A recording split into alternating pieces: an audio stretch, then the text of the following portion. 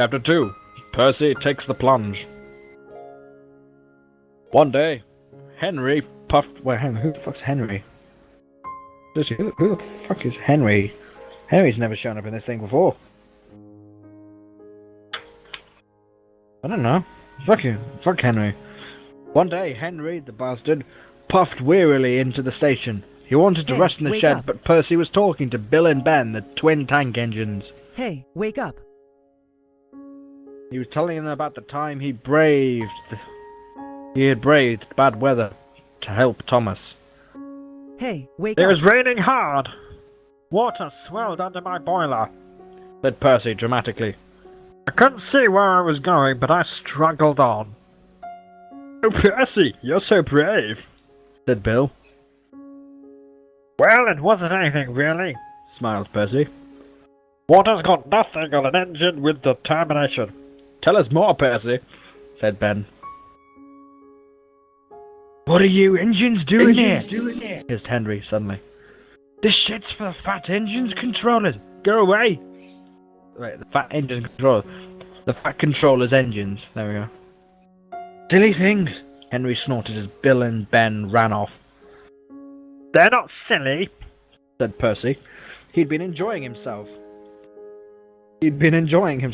And was cross because Henry had sent him away. Right. They are silly, and so are you, muttered Henry. Water's got nothing on an engine with determination. Ha! Anyway, said cheeky Percy, I'm not afraid of water. I like it. I think I can sense a plot device happening soon. Percy ran off to the harbour singing, once an engine attached to a train, wasn't afraid of a few drops of rain.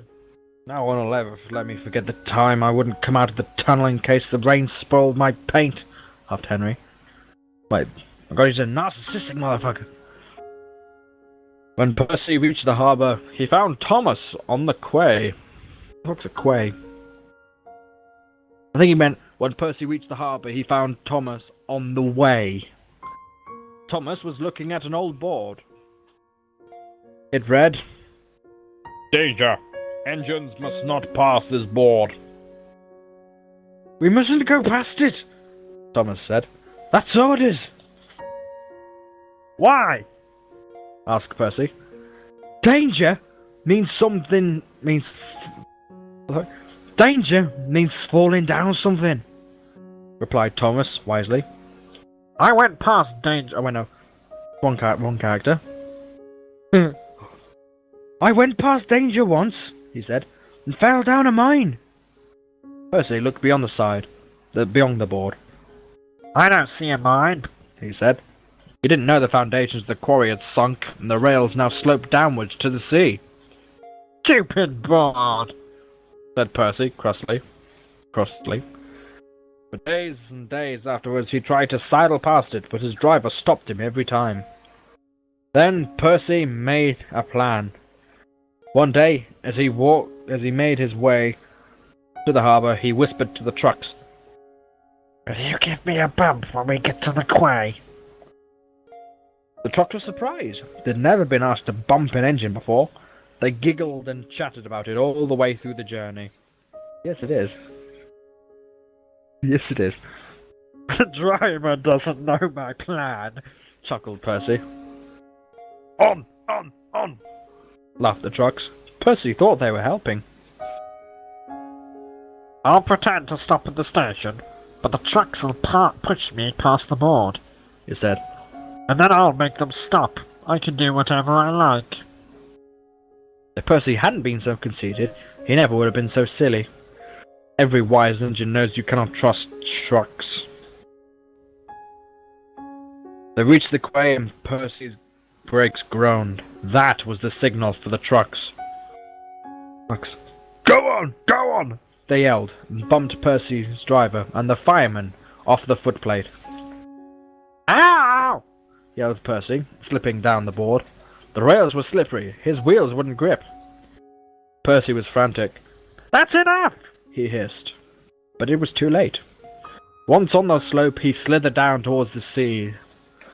Percy sunk. You are a very disobedient engine. Percy knew that voice. He groaned. Please, sir, said Percy. Get me out, sir. I'm truly sorry. No, Percy, said the Fat Controller.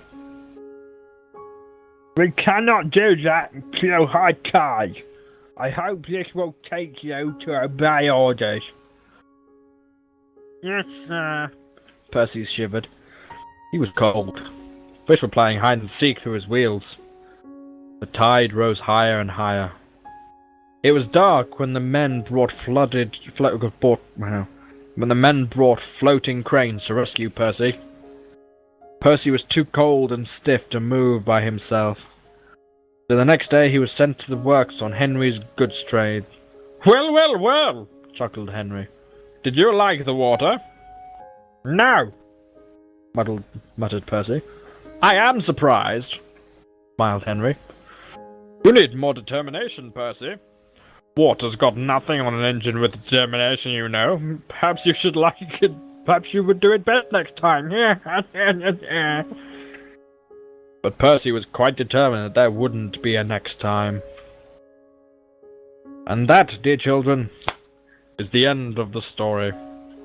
I hope you have enjoyed reading with Crimson, and perhaps next time you will learn a bit about the tale of the great Captain Scott. Sparky, I have already read a little bit of the tale of the great Captain Scott to Sparky. Or perhaps you would like the story of Napoleon. Or maybe even... I found the perfect book to read to the children. History of Hallmarks. Oh, that's going to be a beautiful book.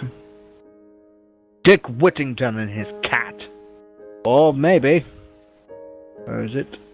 What's this one? I haven't seen that one before. Snow White and the Seven Dwarfs. William the Conqueror. Food Through the Ages.